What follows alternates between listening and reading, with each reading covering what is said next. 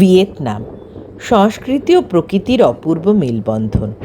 আর রূপকথার এই দেশে আমরা এসে পৌঁছেছি গতকাল। এয়ারপোর্ট থেকে বেরিয়েই ঘুরে দেখেছি Hoan Kiem Lake, Ngoc Son Temple, Train Street, Tran Quoc Pagoda আর হোচিমিন মিউজিয়াম। সন্ধেবেলা গেছিলাম ওয়াটার পাপেট শো দেখতে। সেই সবই ছিল ভিয়েতনাম সিরিজের প্রথম এপিসোডে।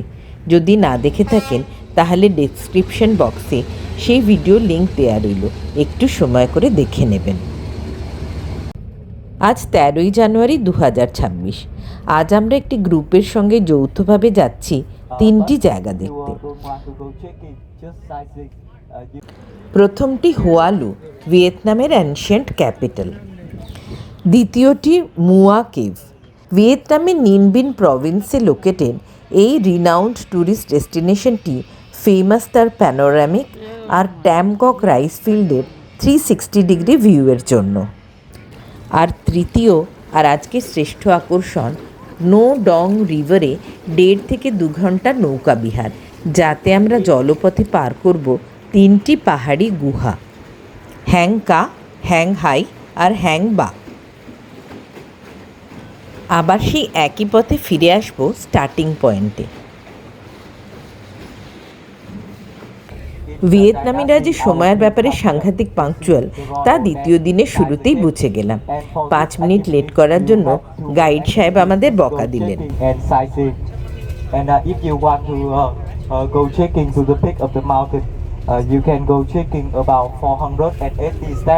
কিছুক্ষণের মধ্যেই বকা দেওয়ার কারণ উপলব্ধি করলাম। অফিস টাইমে হানয়ের রাস্তায় সাংঘাতিক ট্রাফিক, অধিকাংশই 2 হুইলার। আর একটু দেরি হলেই হয়তো ট্রাফিকের কারণে গন্তব্যে পৌঁছতে আধা বা 1 ঘন্টাও দেরি হয়ে যেতে পারে।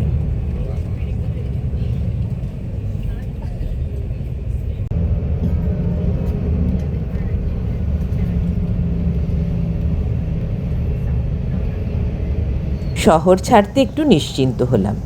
ভিয়েতনামের গ্রামের চেহারা গ্রাম বাংলার থেকে তেমন কিছু আলাদা নয়, বরং বেশ আপন আপন ভাব আছে একটা।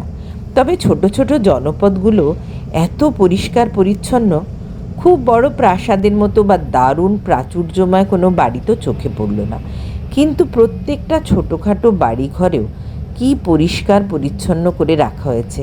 এমনকি বাড়ির সামনের ফুটপাতগুলো পর্যন্ত আবর্জনা চোখে পড়ল না।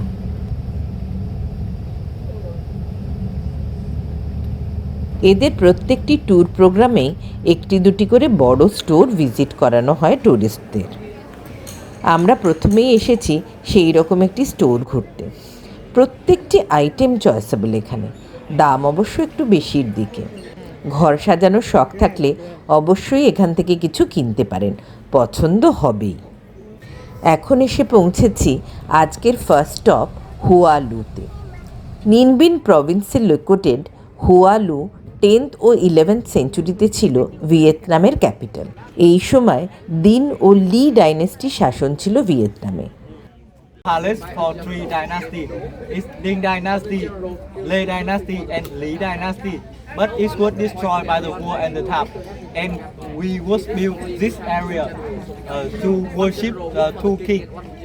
হানয় থেকে প্রায় 100 কিলোমিটার দক্ষিণে অবস্থিত এই ইউনেস্কো রেকগনাইজড সাইট বর্তমানে বিখ্যাত তার 2টি প্রাচীন মন্দিরের জন্য, যাতে দিন ও লি বংশের রাজাদের মূর্তি প্রতিস্থাপিত আছে।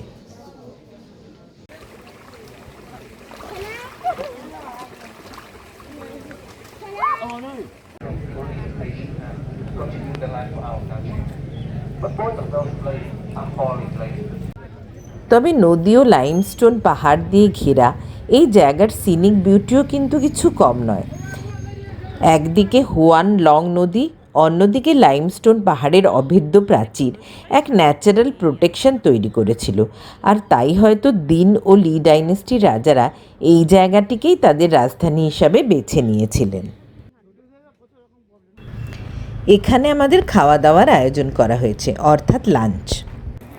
তবে লাঞ্চের আগে আছে একটি সাইক্লিং সেশন, অর্থাৎ সাইকেল চড়ে আশেপাশে ঘুরে যারা গ্রাম্য পরিবেশের স্বাদ নিতে চান তাদের জন্য ব্যবস্থা করা হয়েছে সাইকেল রাইডের। বিল্ডিংটির 3 তলায় রয়েছে 3টি বড় বড় হল। প্রত্যেক হলেই বিশাল বাফের অ্যারেঞ্জমেন্ট। আমাদের জন্য 3 তলার হলটি দেওয়া হয়েছিল। বাফেতে প্রচুর আইটেম, স্যুপ, স্যালাড, নানা রকমের রাইস, নানা রকমের নুডল, মেন কোর্সে নানা ভেজ এবং ননভেজ আইটেম, আর বিশাল স্প্রেড অফ ডেসার্ট। এর মধ্যে অনেক খাবারই আমার জন্য নতুন, অনেক খাবার কোনো দিন দেখিও নি।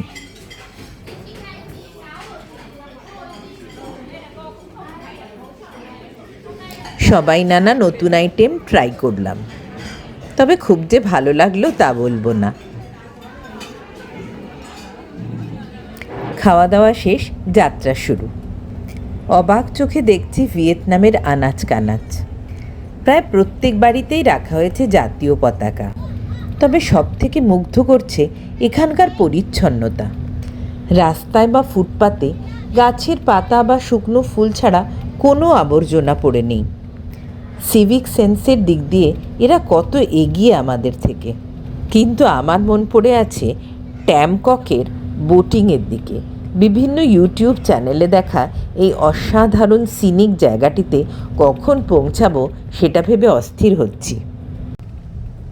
অবশেষে আমাদের গাড়ি ঢুকলো ট্যামককের পার্কিংয়ে। এখান থেকে ব্যাটারি চালিত গাড়িতে করে আমাদের যেতে হবে ভ্যান ল্যাম পিয়ারে। সেখান থেকে বোট রাইড শুরু।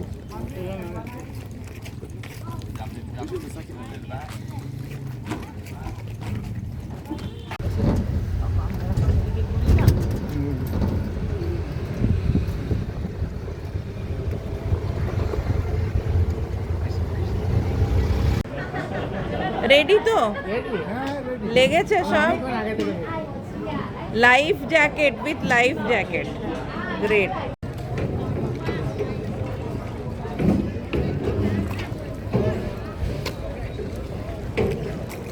ট্যামককের এই বোট রাইড পুরোপুরি ম্যানুয়াল।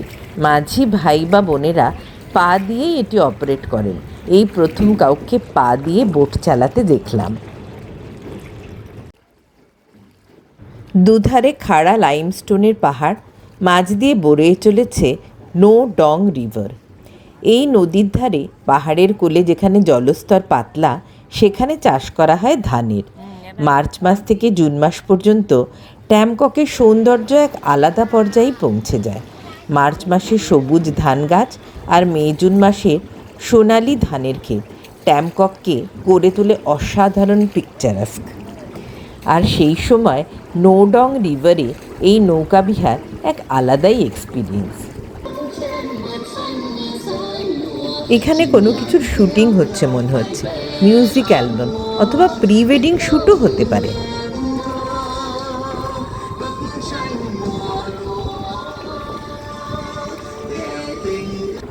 জানুয়ারি মাসে আসার জন্য ধান ক্ষেত তো দেখতে পেলাম না, তবে প্রায় 2 ঘন্টার এই নৌকাবিহার বহুদিন মনে তার জায়গা করে রাখবে। এই 2 ঘন্টা সফরে আমরা পার করব 3টি লাইমস্টোন কেভ, হ্যাং কা, হ্যাং হাই আর হ্যাং বা।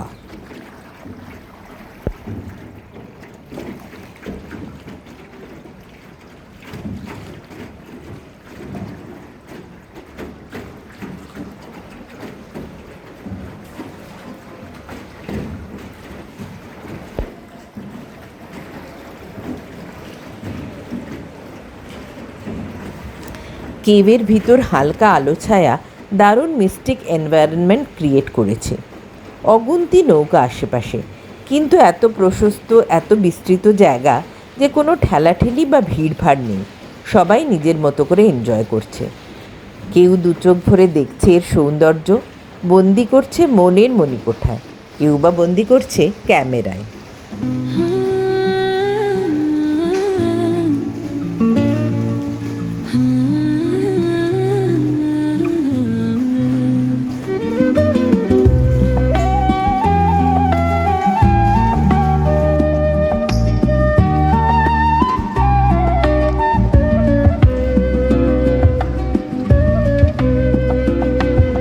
Przez doliny cieniem malowane, mgła płynęła brzaskiem po ramionach brzus.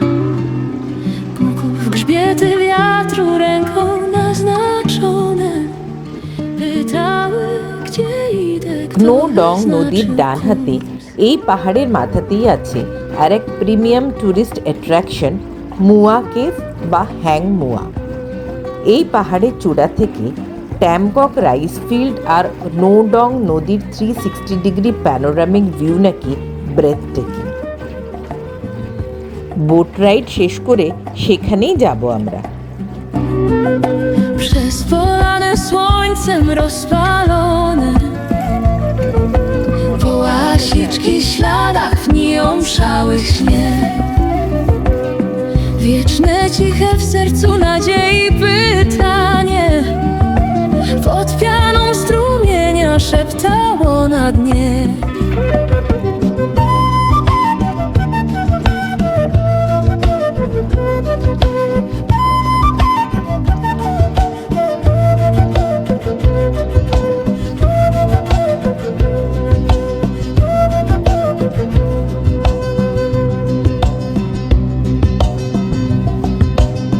Wieczorem w ciszy zanurzony spłynął mrokiem miękkim cień błękitnych gór. Szalem wiatru ciepłym Lubań się otulił, pobladł w blasku ognia gwiazd prastarych klucz.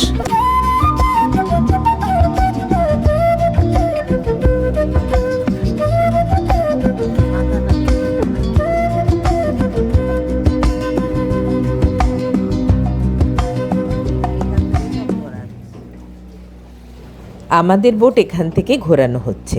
এবার return journey. ট্যামকক boat রাইডের official price 2.5 lakh VND, মানে প্রায় 10 USD per person. সকাল 7:30 থেকে বিকেল 5টা পর্যন্ত চলে এই বোট রাইড। ছোটবেলা থেকে বহুবার বহু জায়গায় বোটিং এক্সপিরিয়েন্স করেছি, তবে নিনবিনের ট্যামককের বোট রাইড জীবনের শ্রেষ্ঠ 3টে বোট রাইডের মধ্যে একটি। অন্য দুটি অবশ্যই আমাদের কেরালার আলেপ্পি ও কুমারকম। অনেকেই হানই বেড়াতে এসে হালং বে দেখেই ফিরে যান। আমি গ্যারেন্টির সঙ্গে বলছি, নিনবিন আসুন। পারলে মার্চ থেকে জুন মাসে ধান চাষের সময় এখানে এসে বোট রাইড করুন, জীবনে ভুলতে পারবেন না।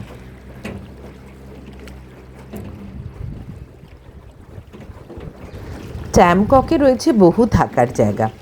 আমাদের সময়ের অভাব, তাই এখানে থাকতে পারলাম না, কিন্তু হাতে সময় থাকলে একটি রাত এই অঞ্চলে অবশ্যই কাটিয়ে যাবেন। প্রকৃতি এত সুন্দর এখানে, এর ম্যাজিকের ছোঁয়ায় মন ভালো হয়ে যেতে বাধ্য।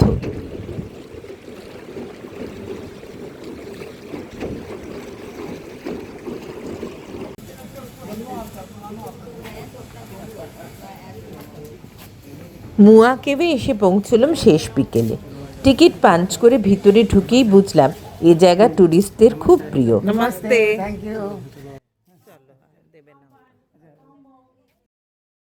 পাহাড়ের কোল ঘেঁষে দারুণ সব রিসর্ট, সুন্দর করে সাজানো বাগানে প্রচুর বনসাই চোখে পড়ল। ভিয়েতনাম এসে থেকেই লক্ষ্য করেছি বনসাই দিয়ে ডেকোরেট করার বেশ প্রথা আছে এখানে।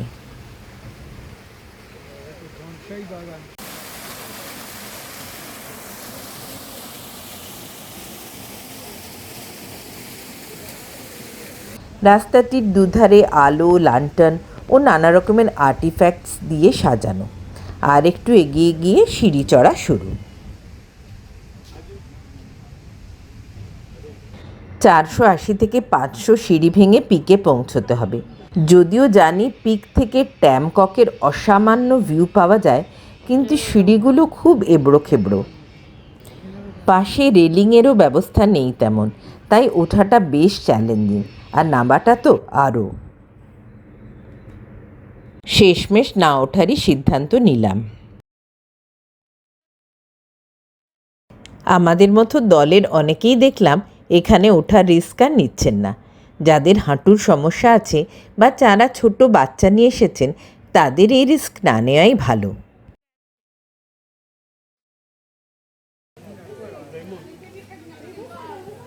তবে মনে করবেন না যে উঠতে না পেরে খুব আফসোস করে বসে রইলাম। আমরাও আমাদের মতো দিব্যি সময় কাটালাম। দেখুন, এই গান টান গাও কনিকা, গাইছিলে তো এক্ষুনি, করো। সেদিন দুজনে দুলেছি বনে, হলো ডোরে বাঁধা ঝুলনা। এটা শাহরুখ খানের সিগনেচার পোজ, আর তাই দেখে কাজল আর নিজেকে সামলাতে পারল না। আমি আর গৌতমও পিছিয়ে নেই অবশ্য।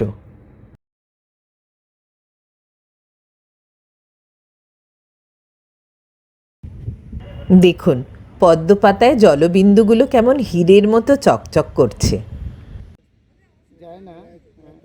মনে একরাশ সুন্দর স্মৃতি নিয়ে আজকের মতো হানয়ে ফিরে এলাম।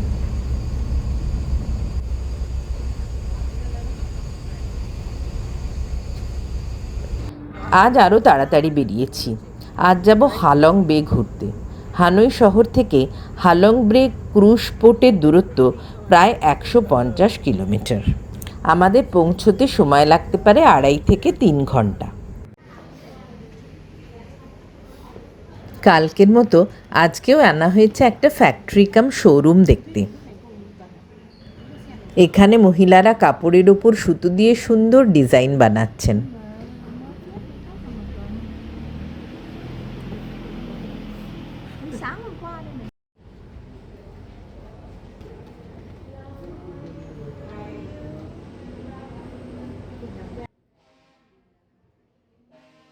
হালং বে একটি UNESCO world heritage site.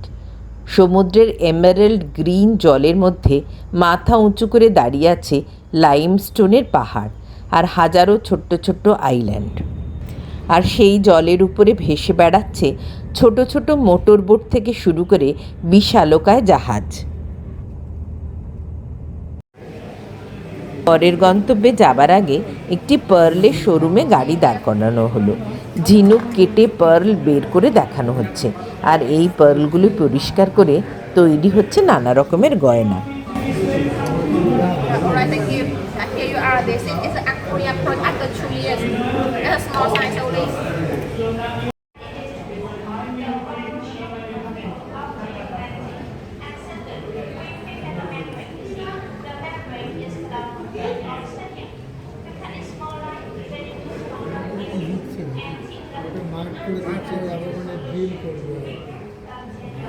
Ha Long বে অঞ্চলে সাধারণত 3 রকমের ক্রুজ হয়। একটা ডে ক্রুজ, যেটা আমরা করব, একটা 2 ডে 1 নাইট, আর তৃতীয়টি 3 ডে 2 নাইটস।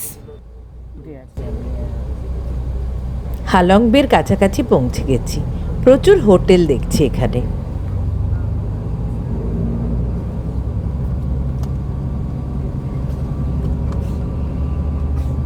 আমাদের বোটের নাম কোজি অলিম্পাস। যেহেতু একটু ডে ক্রুজ, স্বভাবতই এখানে কেবিন নেই, কেবল সিটিং অ্যারেঞ্জমেন্ট। যে কোনো জায়গায় বসা যাবে না, সিটগুলো নাম লিখে স্পেসিফাই করে দেওয়া হয়েছে। সবাই একটু সেটেল করার পর ক্রুজের গাইড এক্সপ্লেন করে দিলেন এই ডে ক্রুজে সারাদিন কী কী করানো হবে। তবে অ্যাক্টিভিটি শুরু হলো খাওয়া দিয়ে।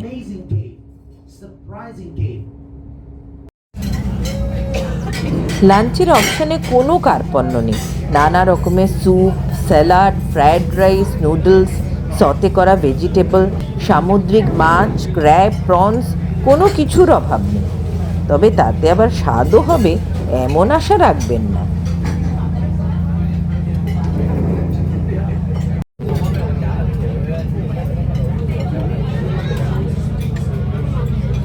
আমাদের 3টি জায়গা দেখানো হবে। প্রথমটি সাংসট লাইমস্টোন কেভ, যাতে আছে স্ট্যালাকটাইট স্ট্যালাকমাইটের বিশাল ভাণ্ডার। দ্বিতীয়টি লুয়ান কেভ, যেখানে বোটিং বা ক্যানোয়িং করানো হবে। আর তৃতীয়টি টিটপ আইল্যান্ড, যেখানে আছে বিউটিফুল গোল্ডেন স্যান্ড বিচ আর সুইমিং করার সুযোগ। তাছাড়া 400 স্টেপ হাইক করে আইল্যান্ডের টপে গিয়ে প্যানোরামিক ভিউও পেতে পারেন। হালং বেতে লাক্সারি ওভারনাইট ভেসেল থেকে বুটিক বোট ও ডে ট্রিপ ক্রুজার সব রকমই পাবেন। কমফর্ট লেভেল আর টাইম ডিউরেশন অনুযায়ী ভাড়াও বিভিন্ন। এক রাতে 14-15 হাজার থেকে শুরু করে পার নাইট কয়েক লাখ খরচা পড়বে এমন লাক্সারি ক্রুজও রয়েছে। তবে ডে ট্রিপে খরচা সাধারণত 4-5 হাজার টাকা মতো। সাংসট কেভে ক্রুশ দাঁড়াতে সিঁড়ি দিয়ে ওপরে উঠতে শুরু করলাম। কিছুক্ষণ পরপর আছে প্রশস্ত ব্যালকনির মতো অংশ, যেখান থেকে হালং বের দুর্দান্ত ব্রেথটেকিং ভিউ পাওয়া যাচ্ছে।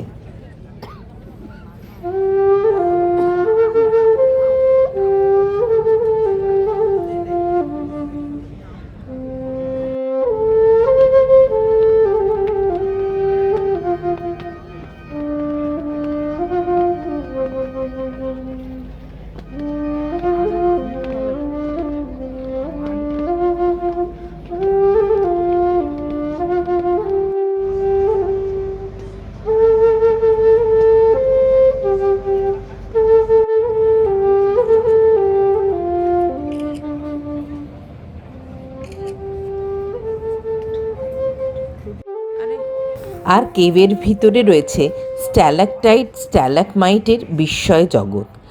হাজার হাজার বছর ধরে বৃষ্টির জল পাহাড়ের পাথরের ফাঁক দিয়ে বয়ে এসে দ্রবীভূত করে পাথরে থাকা মিনারেলসকে, আর পরে যখন জল ইভাপোরেট হয়ে যায় তখন রয়ে যায় মিনারেলসের অবশিষ্টাংশ, যা যুগ যুগ ধরে একত্রিত হয়ে সৃষ্টি করেছে এইসব অপূর্ব আকৃতির।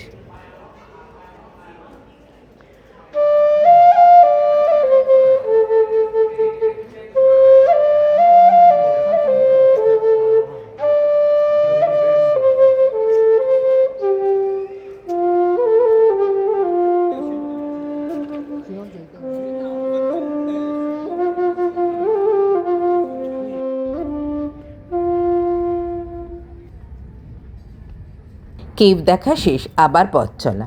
মজার কথা হলো হালং বে অঞ্চলে প্লাস্টিক অ্যালাউড নয়, তাই ওয়াটার বটল আনতে পারিনি। ক্রুশে খাবার তো নানা রকম আছে, তবে তাতে জল ইনক্লুডেড নয়, তাই জল আপনাকে কিনে খেতে হবে। আমরা ডাব খেলাম, এক একটা ডাব প্রায় 250 টাকা পড়ল। ভালো কথা, ভিয়েতনামে সর্বত্রই জল আপনাকে কিনেই খেতে হবে। হোটেলের রুমগুলোতে যে 2টো করে ফ্রি ওয়াটার বটল দেয়া হয়, তাছাড়া বাকি জল কিন্তু কিনে খেতে হবে। আরও ওয়াটার দেবার কোনো ব্যবস্থা নেই।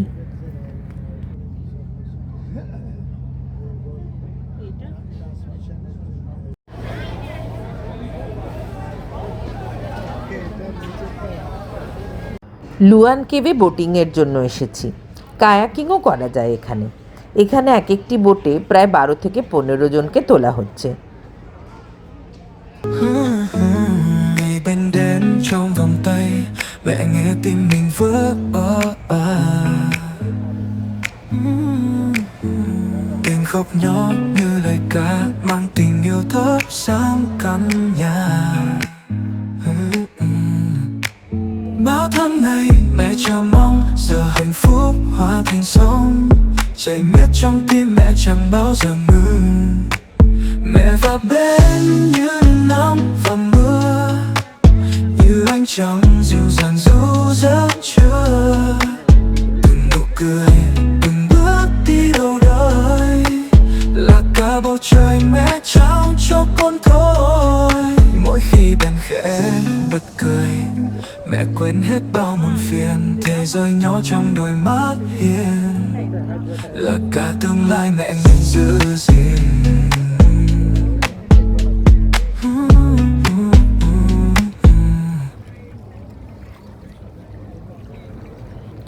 ট্যামককের বোটিংয়ের পর এই বোটিং মনে কোনো দাগ ফেলল না। অবশেষে লাস্ট পয়েন্টে এলাম, টি টপ আইল্যান্ড। আমরা সুইমিং বা হাইকিং কিছুই করলাম না, বরং অন্যদের অ্যাক্টিভিটি অবজার্ভ করতে লাগলাম।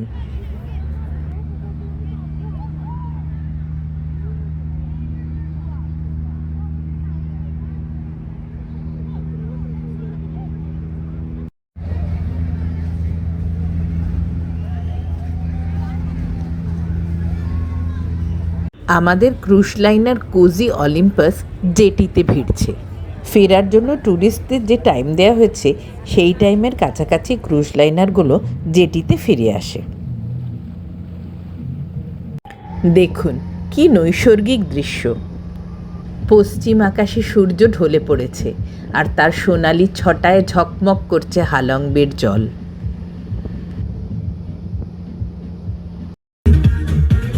এবার ফেরার পালা। পড়ন্ত সূর্যের আলোয় চারিদিক মায়াময়। ডেকে গিয়ে বসলাম। এখানে স্ন্যাক্স ও ড্রিঙ্কস কিনে খেতে পারেন।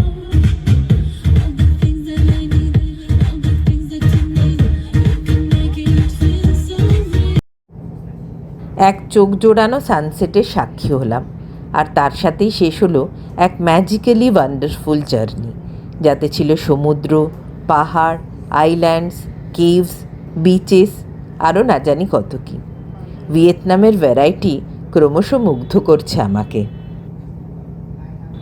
আজকের ভিডিও এখানেই শেষ করলাম, আর এর সঙ্গে শেষ হলো আমাদের হানইয়ের ট্যুর। কাল ভোর এর ফ্লাইট নিয়ে চলে যাব দানাং, আর সেসব গল্প থাকবে আগামী এপিসোডে। আমার প্রয়াস যদি আপনাদের ভালো লেগে থাকে তবে আমার চ্যানেলটি সাবস্ক্রাইব করুন। আপনাদের আগ্রহ আমার ভিডিও বানানোর ইচ্ছাকে বহুগুণ বাড়িয়ে দেবে। পাশে বেল আইকনটি প্রেস করলে আমার সব নতুন ভিডিও নোটিফিকেশন আপনারা ইমিডিয়েটলি পেয়ে যাবেন। আর সেসবার আগে যদি একটা লাইক দিয়ে দেন, that will make my day. খুব তাড়াতাড়ি আবার দেখা হবে ভিয়েতনামের পরবর্তী এপিসোডে। ততক্ষণ পর্যন্ত খুব ভালো থাকবেন, আনন্দে থাকবেন।